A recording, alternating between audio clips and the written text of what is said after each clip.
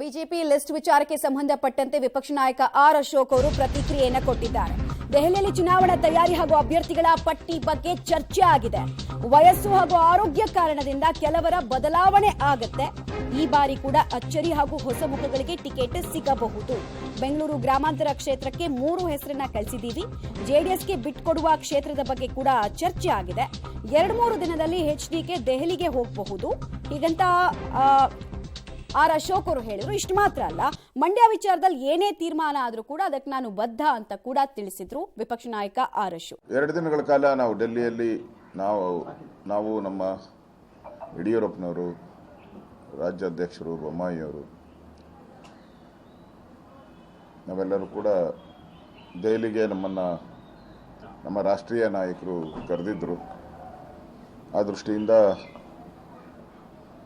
ಕರ್ನಾಟಕದ ಲೋಕಸಭಾ ಚುನಾವಣೆ ಬಗ್ಗೆ ಏನು ತಯಾರಿ ಮಾಡಬೇಕು, ಯಾವ ರೀತಿ ಚುನಾವಣೆಯಲ್ಲಿ ಕೆಲಸ ಮಾಡಬೇಕು ಮತ್ತು ಅಭ್ಯರ್ಥಿಗಳು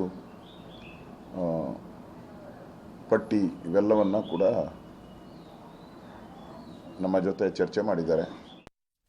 ಡೀಟೇಲ್ಸ್ ಕೊಡ್ತಾರೆ ರವೀಶ್, ನೇರ ಸಂಪರ್ಕದಲ್ಲಿ ಜಾಯ್ನ್ ಆಗ್ತಿದ್ದಾರೆ. ರವೀಶ್, ಈಗ ಬಿಜೆಪಿಯ ಲಿಸ್ಟ್ ವಿಚಾರಕ್ಕೆ ಸಂಬಂಧಪಟ್ಟಂತೆ ಏನೆಲ್ಲ ಚರ್ಚೆ ಆಗಿದೆ, ಕನ್ಕ್ಲೂಷನ್ ಯಾವ ರೀತಿ ಬರ್ತಾ ಇದ್ದಾರೆ ಮತ್ತು ಎಷ್ಟು ಕ್ಷೇತ್ರಗಳಿಗೆ ಫೈನಲೈಸ್ ಮಾಡುವಂತಹ ಸಾಧ್ಯತೆ ಇದೆ ಅಂತ? ಮಮತಾ, ಪ್ರಮುಖವಾಗಿರ್ತಕ್ಕಂಥದ್ದು ಸುಮಾರು 16ರಿಂದ 18 ಕ್ಷೇತ್ರಗಳು ಮೊದಲ ಪಟ್ಟಿಯಲ್ಲಿ, ಅಂದ್ರೆ ಕರ್ನಾಟಕದ ಮೊದಲ ಪಟ್ಟಿಯಲ್ಲಿ ಆ ಒಂದು ರಿಲೀಸ್ ಆಗುವಂತ ಚಾನ್ಸಸ್ ಜಾಸ್ತಿ ಇದೆ ಅಂತ ಕೂಡ ಹೇಳಲಾಗ್ತಾ ಇದೆ. ಪ್ರಮುಖವಾಗಿ ಅಮಿತ್ ಶಾ ಅವರು ಸುಮಾರು 6 ಗಂಟೆಗಳ ಕಾಲ 25 ಕಾನ್ಸ್ಟಿಟ್ಯೂನ್ಸಿಗಳ ಬಗ್ಗೆ ಒಂದು ರೀತಿಯಲ್ಲಿ ದೊಡ್ಡ ಮಟ್ಟದಲ್ಲಿ ಚರ್ಚೆ ಮಾಡಿದ್ದಾರೆ.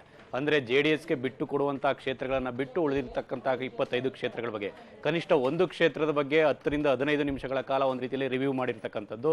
ಅಂದರೆ ರಾಜ್ಯ ನಾಯಕರು ಕೊಟ್ಟಿರ್ತಕ್ಕಂಥ ಲಿಸ್ಟ್ ಮತ್ತೆ ಆ ಸೆಂಟ್ರಲ್ನಿಂದ ಆಗಿರ್ತಕ್ಕಂಥ ಸರ್ವೆ ಎಲ್ಲ ರಿಪೋರ್ಟ್ಗಳನ್ನು ಕೂಡ ತರಿಸ್ಕೊಂಡು ಆ ಒಂದು ತಾಳೆಯನ್ನು ಹಾಕಿ ಅಂತಿಮವಾಗಿ ಒಂದು ಪಟ್ಟಿಯನ್ನು ಸಿದ್ಧಪಡಿಸಿದ್ದಾರೆ ಅಂತ ಕೂಡ ಹೇಳಲಾಗ್ತಾ ಇದೆ. ಬಹುತೇಕ ಸುಮಾರು 15 ಕಾನ್ಸ್ಟಿಟ್ಯೂನ್ಸಿಗಳಿಗೆ ಒಂದು ರೀತಿಯಲ್ಲಿ ಸಿಂಗಲ್ ನೇಮನ್ನು ಕೂಡ ಪಿಕ್ ಮಾಡುವಂಥದ್ದಕ್ಕೆ ಪ್ರಯತ್ನ ಮಾಡಿದೆ ಬಿಜೆಪಿ ಹೈಕಮಾಂಡ್ ಅಂತ ಕೂಡ ಹೇಳಲಾಗ್ತಿದೆ. ಇನ್ನುಳಿದಿರ್ತಕ್ಕಂಥದ್ದಕ್ಕೆ 2 ಅಥವಾ 3 ಹೆಸರುಗಳನ್ನು ಕೂಡ ಆಲ್ರೆಡಿ ಫೈನಲ್ ಮಾಡಿ ಇಟ್ಕೊಂಡಿದ್ದಾರೆ. ಹಾಗಾಗಿ ಪ್ರಧಾನಿ ನರೇಂದ್ರ ಮೋದಿ ಅವರ ನೇತೃತ್ವದಲ್ಲಿ ನಡೆಯುವಂತಹ CEC ಸಭೆ ಬಳಿಕ ಎಲ್ಲವೂ ಕೂಡ ಅಂತಿಮ ಆಗುತ್ತೆ.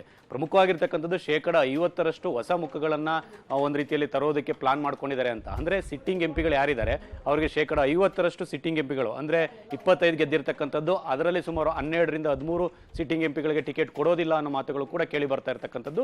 ಈ ನಿಟ್ಟಿನಲ್ಲೂ ಕೂಡ ಅಲ್ಲಿ ಚರ್ಚೆ ಆಗಿದೆ. ಅಂದ್ರೆ ಒಂದು ರೀತಿಯಲ್ಲಿ ವಯಸ್ಸಿನ ಕಾರಣ ಆಗಿರ್ಬೋದು, ಮತ್ತೆ ಆ ಒಂದು ಲೋಕಸಭಾ ಕ್ಷೇತ್ರಗಳಿರ್ತಕ್ಕಂಥ ವಿರೋಧಿ ಅಲೆ ಆಗಿರ್ಬೋದು, ಮತ್ತೆ ಅವ್ರು ಮಾಡ್ಕೊಂಡಿರ್ತಕ್ಕಂಥ ವಿವಾದಗಳಾಗಿರ್ಬೋದು, ಇದೆಲ್ಲವನ್ನು ಕೂಡ ಗಣನೆಗೆ ತೆಗೆದುಕೊಂಡು ಬಿಜೆಪಿ ಹೈಕಮಾಂಡ್ ಒಂದು ರೀತಿಯಲ್ಲಿ ಲೆಕ್ಕಾಚಾರವನ್ನು ಹಾಕಿ ಒಂದು ಅಂತಿಮವಾಗಿ ಮುದ್ರೆಗೊಳಿಸುವಂತ ಚಾನ್ಸಸ್ ಜಾಸ್ತಿ ಇರುತ್ತೆ.